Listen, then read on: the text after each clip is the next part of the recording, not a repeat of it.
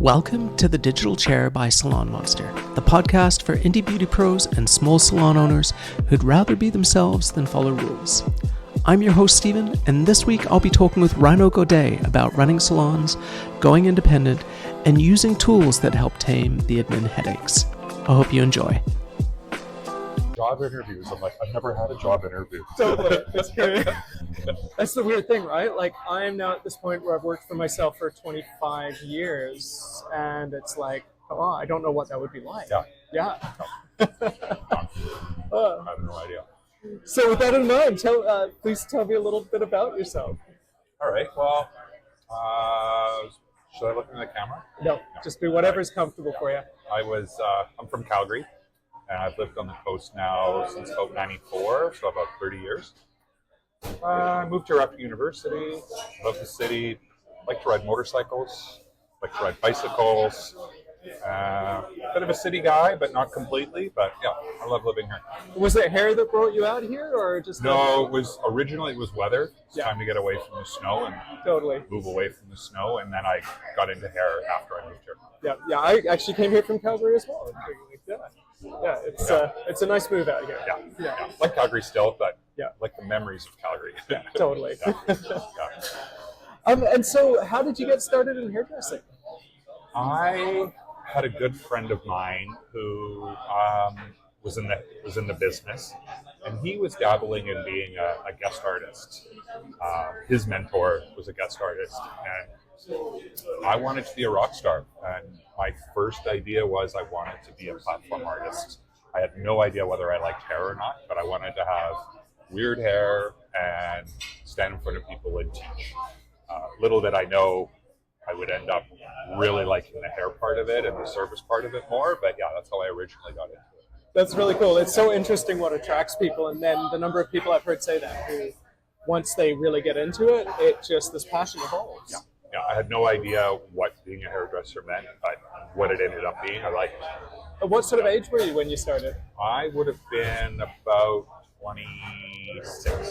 Okay. Yeah, when I got into it. Cool. Yeah. So little, I felt like I was a late bloomer, but in retrospect, maybe not. Yeah. What were you doing before that? High school, then into university. So I've got a couple degrees under my belt that I got before I got into hairdressing, and then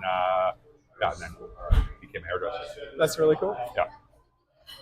So tell me a bit about your business. My business. Well, I work independently in a salon of 7.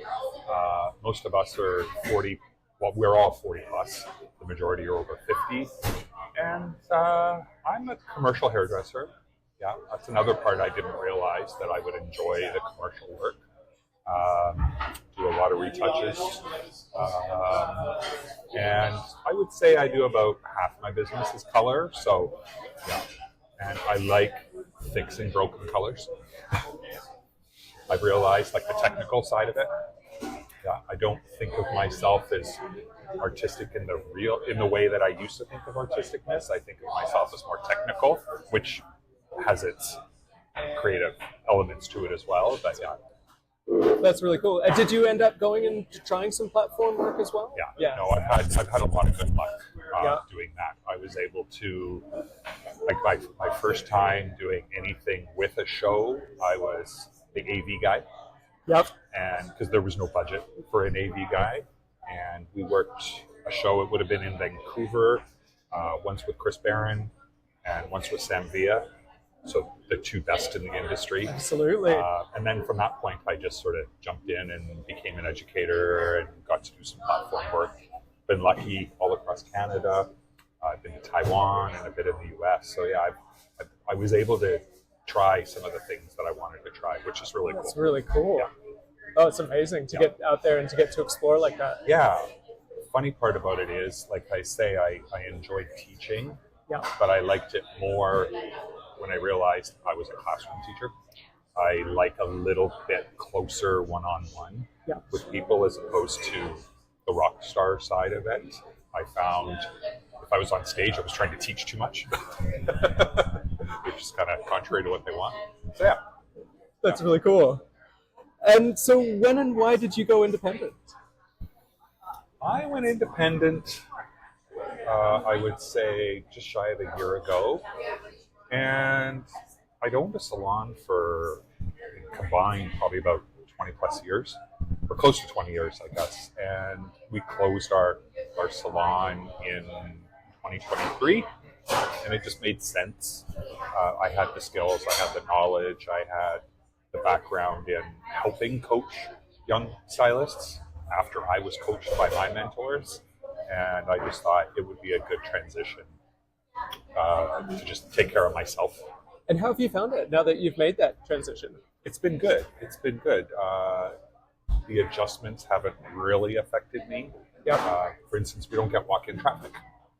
But working downtown, we haven't had much walk-in traffic for the last few years anyway. So some of those things weren't too difficult. And just the reporting and taking care of, taxation and stuff like that were things I already did. So it's been fairly straightforward for me anyway. Maybe just less of a burden of it than you used to have. Yeah. I'm not writing checks. Or as many checks. Yeah, anyway. just hopefully to yourself. Yeah, exactly. And so what's one thing you wish you'd known before you first started in hair? That recommending a shampoo or a styling product to my client is not sales. It's full service. I don't want to sell things. Well, that's not the way I think of it now. I'm not selling anything. I don't even get commission off of what I sell, but I'm still selling because people need good stuff. I couldn't agree more. Yeah. It really is. It's part of helping your client protect and continue that work you've done in the salon. And I also think too, it's just a recommendation. Right? It becomes sales if I'm really heavy-handed. I just want them to use good stuff. If you again treat it like education, then it's Completely. That's really cool to hear. Yeah. Because it's something we come across a lot. Yeah. It's people's fear overselling. Yeah, completely. And I think the other was a lot of the numbers that I was told growing up in hairdressing that were important, things like pre-booking and client retention and those things that I thought were my boss's greed. That's not. That's, again, just understanding like how to keep your clients, and me booking their next appointment just means I'm helping them out, so they don't have a bad hair day in the middle, that kind of stuff. Yeah, it is running a business too. I mean, you're an artist, a technician, and a business owner all wrapped in one package. And we don't get that education on that business side as much. No, yeah. And like I say, I was lucky because I worked with business partners and business coaches and things. It would have been a little bit steeper of a learning curve, I think, if I hadn't have. But I still think that those resources are out there for us to learn from. Yeah, that's really cool. Yeah. And so what's one or two tips that helped you manage and grow your business throughout your career? I think not being afraid to ask my clients for help.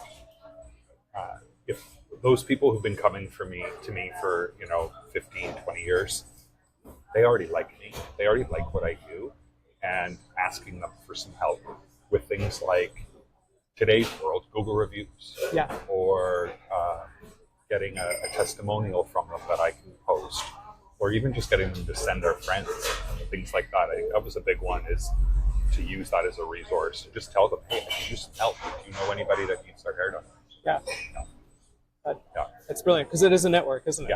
Yeah, it is. And they've already drank the Kool-Aid. They already like you. So, you might as well ask for help. And a friend's going to trust their friend's review so much more than any ad or any. But on that same note, I don't ask my difficult clients to send me their difficult friends. Because I find we tend to associate with like-minded people. So I ask my favorite clients to send me their friends. There's an element of curation in a good client list, isn't there? Yeah, exactly. Yeah. That's good. Have you ever had a mentor or a coach? Yeah, I have. I've had a couple coaches. I've had business coaches that I've met along the way that have not necessarily been hairstylists anymore, but they've run successful businesses. And I think when I owned my own salon outright, I had a coach, and she was great because she didn't listen to my BS, and she called me on things because she didn't have a vested interest in my business the same as I did. But she was able to say, you said you were going to do this. Did you do it? So the business coach was a great reward. And then I've had the best in the business as a personal mentor. We've sort of lost track of one another because I'm no longer working for the same brand as I did. But Sammy, I got to work with Sammy, like Samvia, right from the beginning. I wasn't even on the floor yet. And then right up to being able to stand beside him and doing platform work with him. So it was pretty cool. So yeah. That's incredible. I learned a lot from that guy. Yeah, and still do. That's phenomenal to have that. And those friendships as well as mentorships are just so powerful. Yeah. And for business coach, was that something you hired a formal business coach, or was that more just someone that you knew? Or I worked in the past in a couple salons through Redken, a company or a brand called Summit Salon Systems. No, not Summit Salon Systems. The Summit system. And Summit is, I kind of call it a business plan in a box. And they have done a lot of the thinking for salon owners. And that way you can take it and just adjust it a little bit and apply it to yours. Yeah. And a lot of that material has really, really helped me, and I still use it today. Terrific. Yeah. Oh, that's a good one to know. I've definitely heard some good stuff about what they do. It's really in depth. Yeah. But there's a lot of good stuff there. And so for you, what's your favorite thing about being a hairstylist? It's the relationships. Yeah, completely. Relationships with my suppliers. Over the years, you get to be friends with them, like especially if they're the same people. But your clients become coaches, friends. They've also become my cooking instructors and gardening instructors. And the other day I was having a hard time with a bunch of negativity, and my client was a counselor. So she gave me a little bit of on the fly. So I get so much value from the people I work with, and just they know stuff I don't know. I know stuff they don't know, and we just share. So yeah, I'd say relationships completely.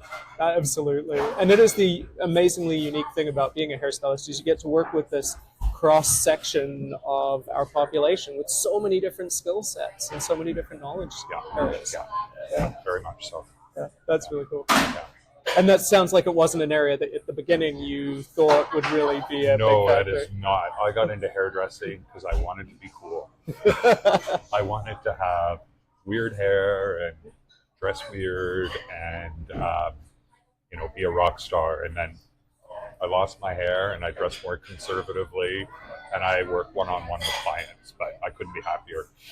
That's so cool. It's amazing where these journeys take us. Completely. And so for you, I think you've alluded a little bit to this before, but what were some of the key turning points in your career? I think one of the key points would have been my first hair show, that I was the person doing some teaching.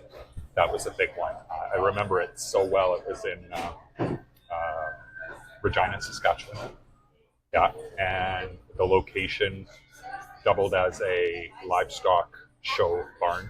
So there were flies and horse manure all over the place. But yeah, that was a turning point, unrelated to the location, but just being able to do that. Yeah. So that was the first one. And then I'd say the next two would have been when I opened my own salon. That was a turning point. That opened my eyes a lot to everything I didn't know about how to run a salon. And was that ARC here? No, the first salon I opened was called Licorice. Yes. And it was downtown Victoria. And it was a really good experience. We were open for 8 years and saw it start with a team of 1 and grow to a team of 8. And that was a huge impact had a huge impact on me. I'd say the next would be closing the same salon. Yeah. Realizing that times have changed for me personally in my business. My lease was due, and just deciding that it was a good idea to close it and to learn that I didn't really fail, although I felt like it as I was closing. But yeah, those opening and closing for different reasons were both big turning points for me. Yeah, and I think we need to generally talk more about the fact that closing something isn't a failure. Like, Completely. we move through different phases in our life, and there are different things that are appropriate at different times. Yeah, there's always like a scale, and things add on one side and move on the other, and you just have to adjust.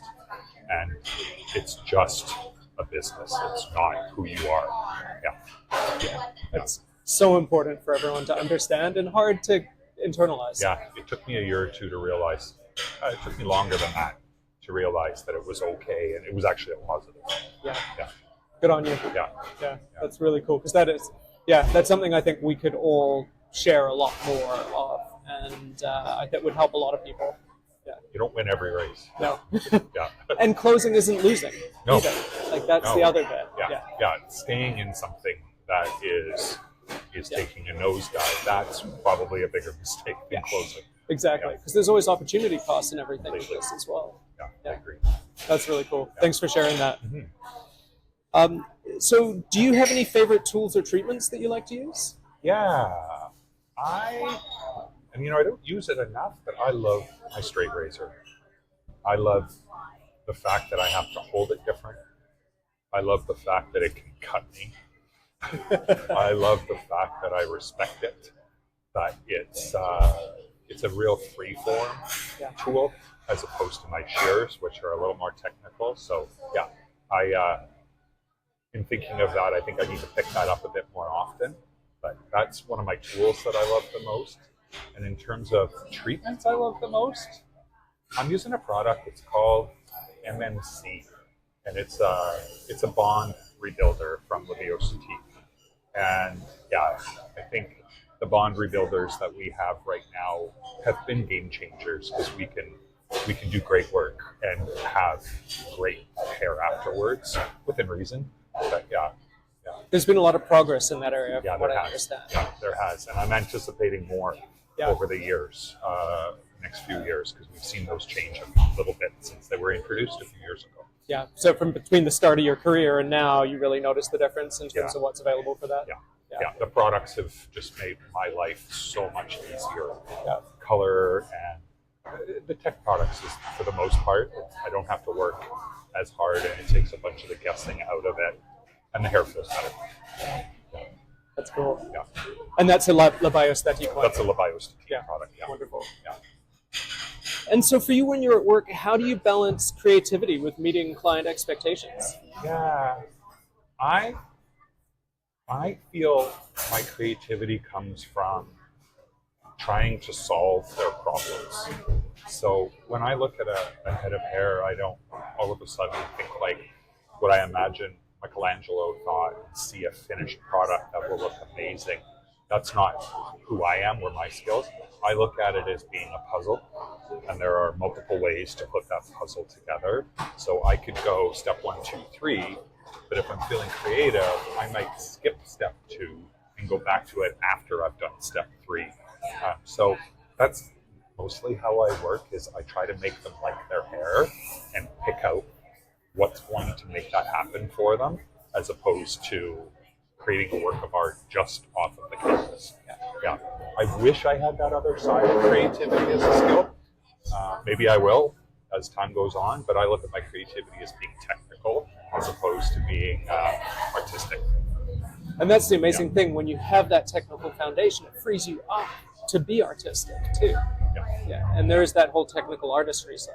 I remember one of my coworkers talking about the first side of the haircut he cuts as his creative side, and then the second side of it as being oh no side, because he said he had to remember. He was so creative, he couldn't remember what he did on side 1 to get to side 2, and that was an eye opener of like, okay, step 1, step 1, step 2, step 2, so that way I can make them look the same on both sides. I mean, asymmetry's got its moments, but there's limits. Yeah, completely. There's asymmetry, and then there's just crooked. Oh, that's really cool. And so we really love having you on the salonMonster platform. Obviously, I was sort of wondering what for you are the most beneficial features or working with salonMonster? salonMonster, number one is the interface with my clients, how they're getting reminders of when they book it, and and they're also getting reminders of when their appointments are coming. It also helps me because I'm a terrible receptionist. So if they say, can I come at 1 and I accidentally put 1:30, they usually catch it, with that. But yeah, that's the biggest one, is that being able to communicate with them and not have to do it on my own. I work with a team that still likes to use pen and paper, and I have way fewer no-shows than they do. And it's just because my clients aren't forgetting because they're getting the reminders. That's wonderful to hear. Yeah. And I don't have to do any math.